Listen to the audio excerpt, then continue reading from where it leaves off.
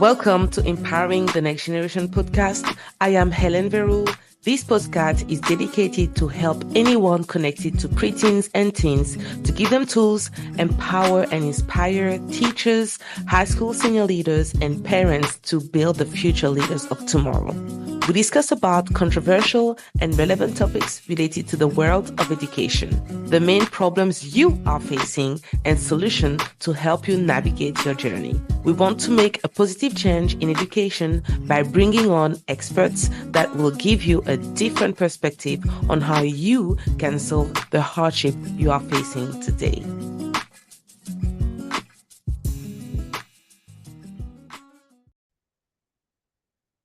Hello, everyone, and welcome to Empowering the Next Generation podcast. Again, with me, Coach Lynn. I'm so grateful that you're listening to us. Don't forget to like, to comment, to share. We are here to ignite, to develop leaders, and create meaningful connections in school communities. And also, if you want to gain, to monetize your expertise as the expert that comes in the podcast, I would encourage you to join my free community called From Educator to CEO. Everything will be in the comment section, so you can actually link up with me and join the free community. So today, as I said, we have an amazing guest speaker, two amazing guest speakers, not one, two amazing guest speakers. Their names are Shawn Hurt and Aerica Hurt. So Shawn Hurt is an educational consultant and a school turnaround principal. And Aerica Hurt is a registered nursing consultant who owns and operates her own adult respite care business. Both of them have been married for 20 years and they are proud parents of two children. And together, Shawn and Aerica are the co-authors of the book, Every Parent Must Read This. Parent plus school equals student success. So we will talk about really building the parent-school partnership so your students can actually be successful. So welcome on board, Aerica and Shawn. Thank you for having us. Thank you for having us. I'm excited to be here. I'm just excited just to be able to give information to the community on parenting and school and things of that nature. I Hello. think, yes, thank you, Aerica. Yes, you Thank can you welcome. yes, thank you for having us. This is my husband does this. I don't. I actually don't even like pictures, but this is just for you. It's Oh, I really love it. just for the cause, I because I love do it. believe in every word that I've written in this book. I love it. I think it's amazing because I love authenticity in the podcast. I love people like you, and it's just conversational. So we're gonna just dive in the question. You're gonna answer, so people can just know a bit more on how you started that journey. Because both of you, I know your husband is a school turnaround principal. You have a different background. You're a registered nurse, so I guess you use your expertise as a parent because you've raised amazing children who've got, as you showed me in the biography, 4.0 GPAs. So you've done the work, so you know how it worked. And I love that you come here and share your story, your what you actually did for the book, so the book can be published. So let's dive into the subject. Okay, so your book is called Every Parent Must Read This. Okay, you highlight the powerful connection between families and schools. So why is it the parent-school partnership more important today than ever before? And what inspired you to write this book together? So Aerica, let's start with you, and then we're going to ask Shawn. So, in my opinion, the reason that it is so important, especially today, is because it is needed to combat all of the noise outside of the home. There is such an impact from social media. There's such an impact from things that we did not deal with when we were younger. You know, I'm over 50, so we didn't have the social media, the access to computers, to information that we did, that needed to actually be vetted by adults, because anyone can put anything on the internet. It's not necessary, Mm, and so all of the things that impact children today, because of all of those things, we were like, you know what, this is really the only foundation that has been compromised because of it really is the home environment, because parents are just leaving their children to be educated by chat GPT now, and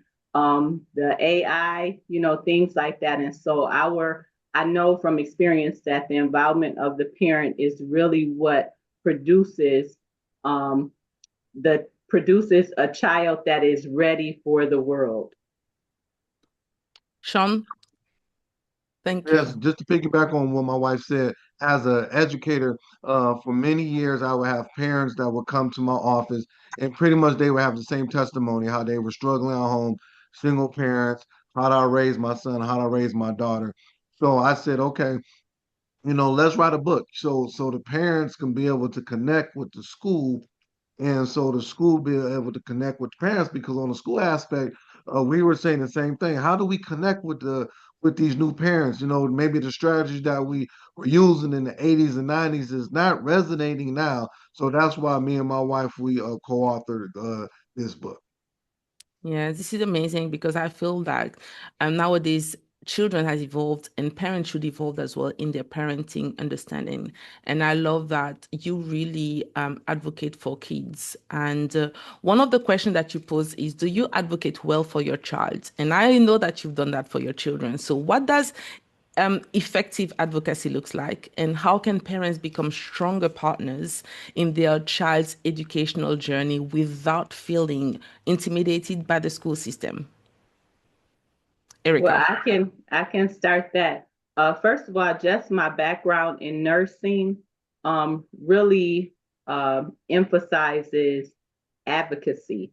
If you're not there, if the family isn't there with the patient, they're at the will of that healthcare system that doesn't necessarily know the background information that is needed to properly care for the patient. It's the same thing with children. The parent knows all about the child. So you're sending them into an educational environment where they don't know the whole child, but you do. So you have to be present so that you come together and it's like, well, no, it's not that my child doesn't understand, but she's shy, so he or she is shy. They don't want to necessarily participate, but they have all of the answers. They don't like to talk in front of people. Those are all things that need to be provided for the educator so that they can then know, okay, so it's not where the child is uninterested or unable to learn. It's just that their personality um, needs to be addressed in a different way than probably the other children. So being present, that is advocacy. Really, the foundation of advocacy is being present. You have to know what is going on with your child so that they can be a good student. Mm. Shawn. And Coach Hamlin, just to piggyback and support what my wife is saying, is that when I was a principal at all of my schools, our two kids attended the schools, my son and my daughter. So I was not only the principal, but I also was the father. So I know both of my kids, they have different personalities. My daughter is more outgoing, will go get it. My son is more laid back. So to be able to have a conversation to their teachers to say, okay, this is the best way to be able to teach my child inside of the classroom. And then on top of that, boys and girls learn differently. Boys need to move around, more hands-on. Girls are more vocal, things of that nature. So to be able to have that understanding, and then so parents, what we're saying, what I'm saying, what me and my wife are saying is that parents, you must be able to give the teacher, give the school background information on your child, so that teacher, the principal can better educate your child. Does that make sense? And a lot of times we don't. So we're just throwing paint on the wall. Hopefully some stick. No, we don't want anything to stick. We want to be able to make that Mona Lisa look nice. We want to make that picture look nice. And that's why we need the help of the parent. I totally agree with you. But I feel like sometimes, we have so much expectation from the parents, but some parents, they're not aware of the power of a parent leader. I guess you have grown into that phase of your life where you are parent leaders. You understand what is needed. But sometimes some parents, based on their history, their traumas, things that they experience in their life, they don't know how to do that. They don't have that connection with their children. They don't understand their children themselves. Sometimes they don't even understand themselves. So how is it easy for some parents in that journey to really be able to to, for example, to the next question, praise their kids to actually achieve higher. Okay, you wrote the power of encouragement, of praise, but when you have a parent who never experienced that, how can parent ensure that their praise become the fuel for their child's growth, confidence, resilience, rather than simply recognizing their achievements? Because sometimes they only focus on the achievement, the success, but not really understanding the praise behind it. Shawn, do you Well, want to explain answer? that. And then I will ask Erica. Yeah, okay, good, good, good. I think from the school, because I'm gonna talk from a school standpoint. From a school standpoint, we need to identify or have workshops in schools to be able to help support parents. So that's why, not to put the plug, that's why we came up with the book, Nice. because we're asking schools all over the world, purchase this book, not because we want to sell copies, but the information in the book will help our parents. So now when parents come up and they're mad, they're frustrated, you can say, oh, chapter 4 says, Mom, Dad, don't come up to the school and cuss out the teacher. Come up to school, let's sit and talk. You know, something might have happened over the weekend where father went to jail or mother's on drugs.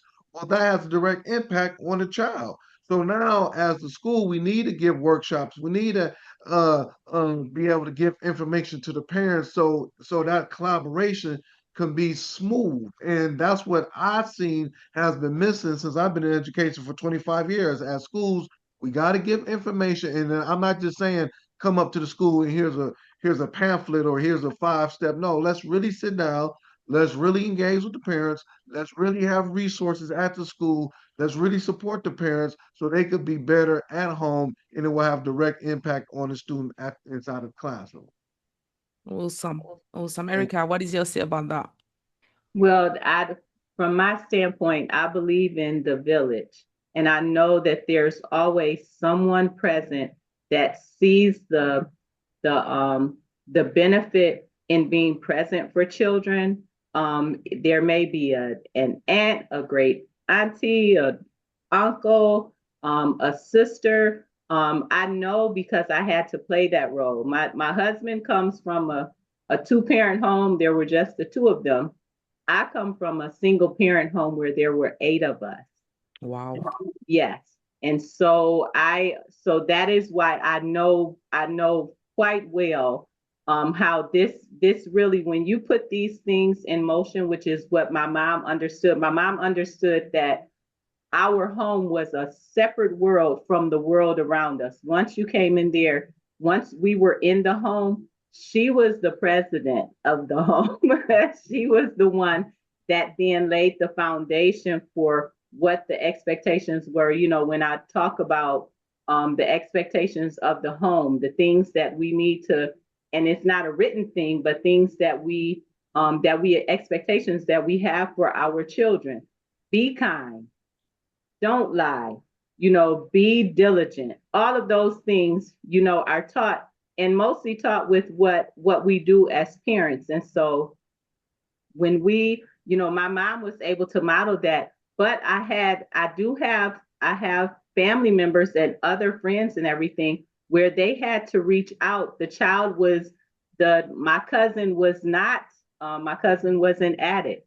What Mhm. happened was the village had to step in. Her grandmother then took her in and then was able to help to make sure that her education was adequate, make sure she was safe. All of those things that are the basics, you know, just like Maslow's hierarchy of need explains to us, you have to have the basics set in order for the children to want to thrive, to do better. And so that is my answer, is that is where the village comes in. There's an emergency card I know that we used to, that we fill out with the additional people. If there is an emergency, if you can't reach the parent, these are the other people. Those are the village people. Those are the people. If you can't, we think of it in an emergency situation as far as health, but if you can't reach the parent, if the school is constantly trying to reach the parent, for academic purposes or everything, pull out that emergency card and reach out to whoever else is on there. They must be important if the parent has already entrusted them with them as far as putting them on the emergency card. So that would be one of the things that I would say would be a way to do that. I love that. And I love the fact that despite um, the fact that you grew up in a parenthood, like you had that opportunity to become who you are today because your mom modeled that to you. And you are modeling that to your kids as well. And I feel this is what is missing in home is that we need to model that to kids rather than telling them what to do. And you have as well amazing values. And it's so important as a parent, you grew through those values. You actually embrace those values. And I would encourage any parent listening to us to really understand what are your values, what are your boundaries, and how you can actually give that to your kids. Because at the end of the day, they're looking at your life and what you have been doing. So thank you for sharing this. So you also emphasize on the idea that if you show up, your child will show up as well. So what are some practical ways that you feel that parents can demonstrate engagement and presence, and what impact does that have on student access success? Sorry. Yeah, so Well, so the when you talk one, about Yeah, engagement, you go can ahead, share, Erica. Go ahead. Sean, and then after well, Rika. okay, No, go ahead, Erica. Go ahead. Go ahead. Go okay. Okay, Well, Erica. the one of the situations, one of the instances that we actually, um, that I actually use as an example in the book is when our children were younger, and I'm not sure, I'm assuming that all schools do this when they're really young. They have them read for 20 minutes a day. They encourage them to read for 20 minutes a day. Well, a lot of times parents will tend to just send their children in the room to read, and it's like, did you really read?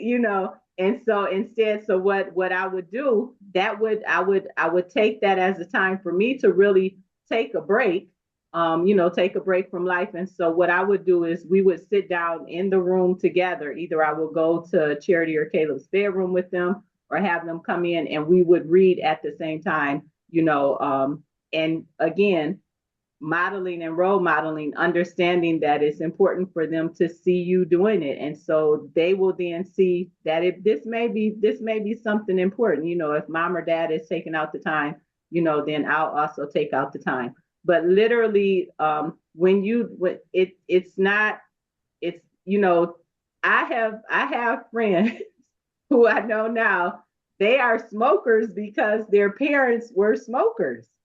Mm. They're smokers because their parents are smokers, although their parents told them, they verbalized, don't smoke. You know what I'm It is Mm. children more so, they need the combination. I need for you to say it and do it, mom and dad, so yeah. But it's more, this book, it doesn't give all of the answers, but it opens you up to um seeing what is a path, or what is something that I can implement in my life. And so we've, a lot in most of the chapters we've given, and given an example of something, but it's very specific to you, and we purposefully made it a quick read so that the parents don't have a reason not to read it. This isn't a thick book. This is a let's just identify some of the core things that are needed for your child to be successful. Thank you, Sean. ahead. And then just to piggyback on what my wife said is that engagement can it doesn't always have to be come up to the school and spend 4 or 5 hours a day at the school or whatever. When I saw what engagement was that just support what we're asking at the school. Spend 30 minutes at home with your child to read. You know, don't speak negative about the teacher at home in front of the child, because if you're speaking negative about the teacher, then the child's gonna come home and come to school and disrespect the teacher. So engagement, looks at many different things that it could be done at home without. You don't need money. You don't need to, because we understand that some parents work two jobs. Some, they're doing a whole bunch of other stuff, after school activities. So just support what the school is asking. And when you drop your kid off, just like my wife said, it's been many times I've talked to parents as they're dropping their kid off, and I would smell weed inside of the car, marijuana inside of the car, or I would hear them using profanity. Get the f out of my car. So they're doing those things. So to be able to say, you know what, your actions will speak louder than your words. So if you don't want the kid to cuss, you quit cussing. You understand what I'm saying? If you don't want the kid to smoke, you quit smoking. If you want your kid to be on time to school and do all those things, drop them off on time and so those things as parents we just take for granted. And what we're saying is that no, we can't take those things for granted because they're going to they're going to respond to what they see and not what you hear. And I think many parents, have to understand that. Even me and my wife, when we were younger, we had to be respectful. We had to understand that our kids are watching us. So we had to make sure that we're doing things in front of our kids that's positive and not negative. I love that. And any parents listening to us, it's not a way to victimize you. We are here to bring solutions to you so you Yeah. can actually see things differently. I feel it's important that, as parents as well, for me, the importance of healing. We can talk about all this stuff for years. However, I feel that if the parents don't want to really reconnect with themselves and really see, because sometimes it's really hard to quit smoking, quit drinking, to stop cursing, because sometimes there are things that really happen in our past that stop us from doing those stuff. So I'm really into helping people to seek for assistance, therapy, that can people that can help them, in their journey as well. And if the school can support those parents in need, they can give them advice on where to find someone that can support them in their journey. I feel it's so needed. And I love the fact that you talked about having workshops for parents, because nowadays it's so needed. Parents are lost in all of what is happening, and they're looking for ways to actually do better in what they're doing. So thank you for sharing about the fact that you need to show up for your child. So every Coach Hannah, child, I've yeah, Coach Hannah, can I just add something to that yes, because I of think course. that you made a positive point. You said it's not too late. A lot of times we have thrown in the towel. We said, "No, what? We messed it up for 15 years. My kid is 18." It is not too late. You can still be part of that kid's life at 18 or 19 years old. You can still say, "Hey, those things I did was wrong, but I'm gonna move in the right direction." And then what we're seeing is that many parents are saying, "No, what? I throw it in the towel." And then I'm glad that you said that because it's never too late to connect with your child. It's never too late to be able to support the school. It's never too late. So I'm glad that you mentioned that. I love that. Thank you for, I love that. Just be authentic, share what you have to say. It's a conversation. So, every child you said that has a unique gift, strength, and ways of learning. So, how can parents and teachers work together to identify those strengths? Okay, and create an environment where students can thrive academically and personally. So, how can parents and teachers really identify those strengths in kids? Erica. Yes, so going back to what I said before, first of all, um, when you spend time with your children, you know them better. I talk about how I was able to just simply, and this is again going back to my mom. My mom was a wonderful teacher, and she actually was a teacher. She ended Oh, up wow. just a little background. My mom she was she was a teenage mom, Mm, but she went back to school years later after having all of us, and she became an educator. Ended up I love actually it. being assistant dean at a middle college. I love So it. this was always a gift of hers. She was a gifted teacher and educator. And so what she would do with us, I remember being young and we would stop at the stop sign. This was when we were really young. And she's like, what does that say? What are those letters?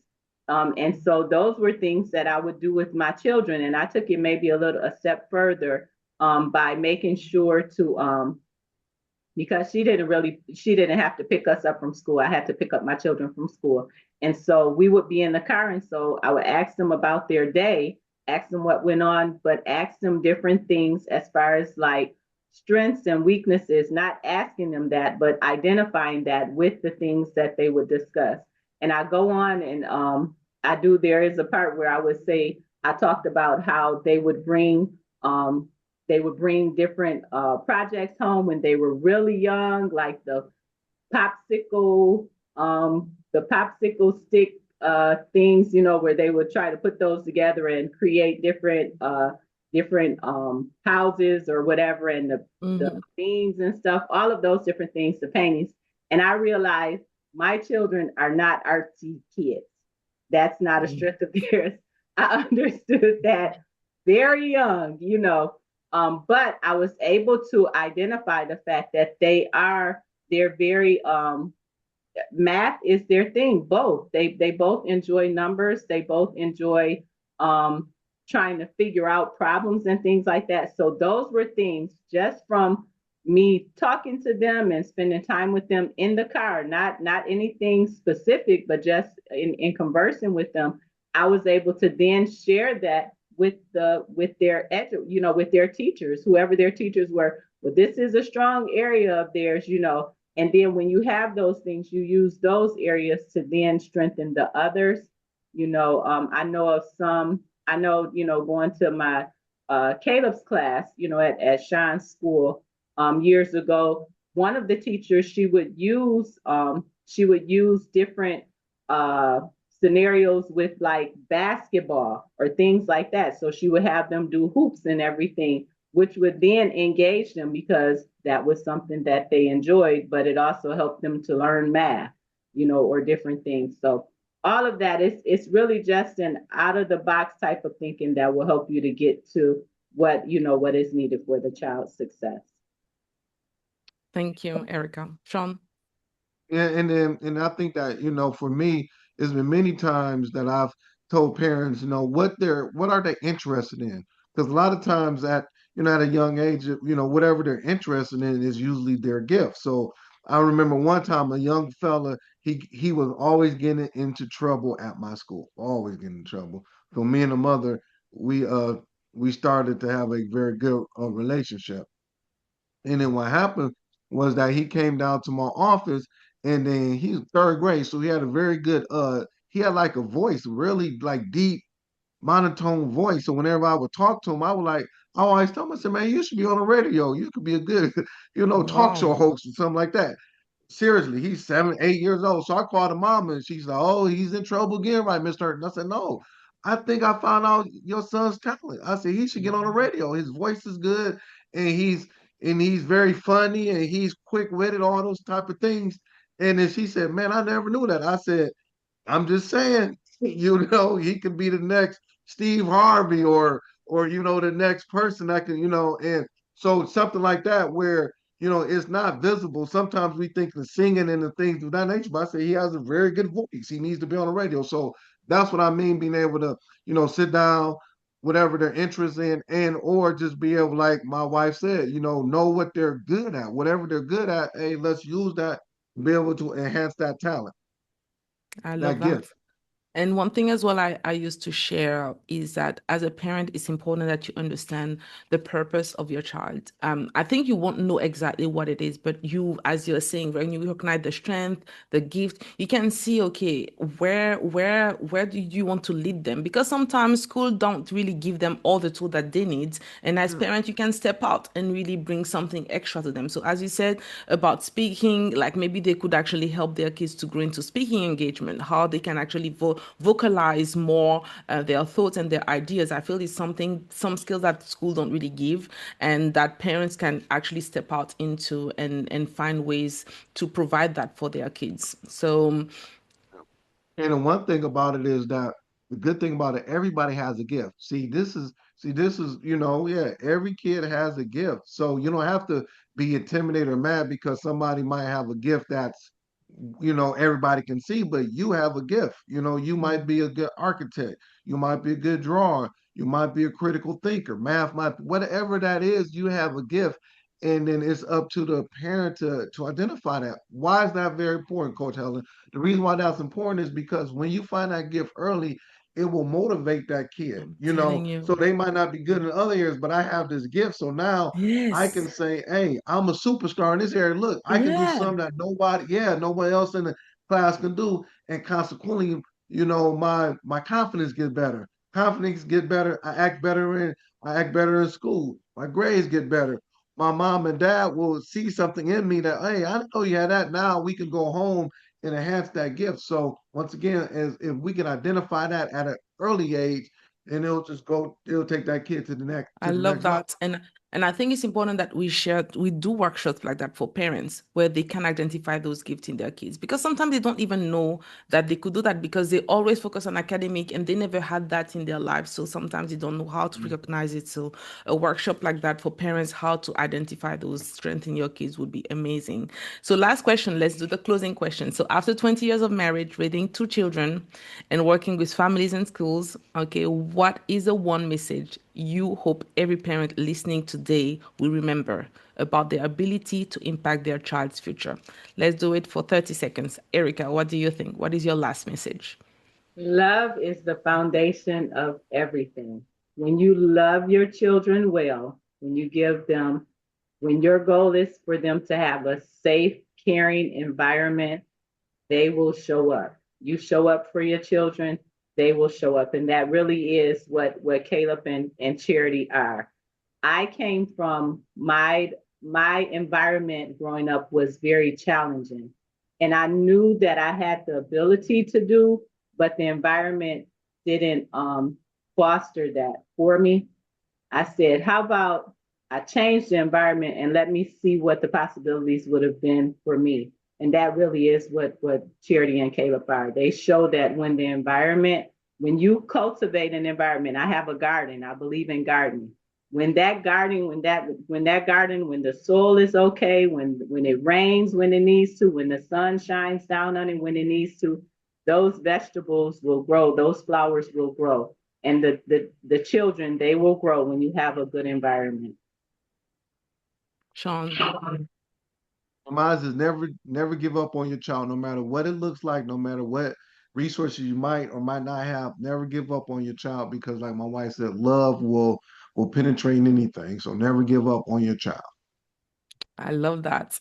And I leave you with these parents. When parents in school move from partnership to purpose, I believe that students gain the confidence, the support, and opportunity to become their very best selves. So, anyone listening to us, don't forget to subscribe, to like, to comment, to visit Shawn Hurt's page. I will put all the socials in the comment section so you can connect with him, so you can come to your school, you can buy his books.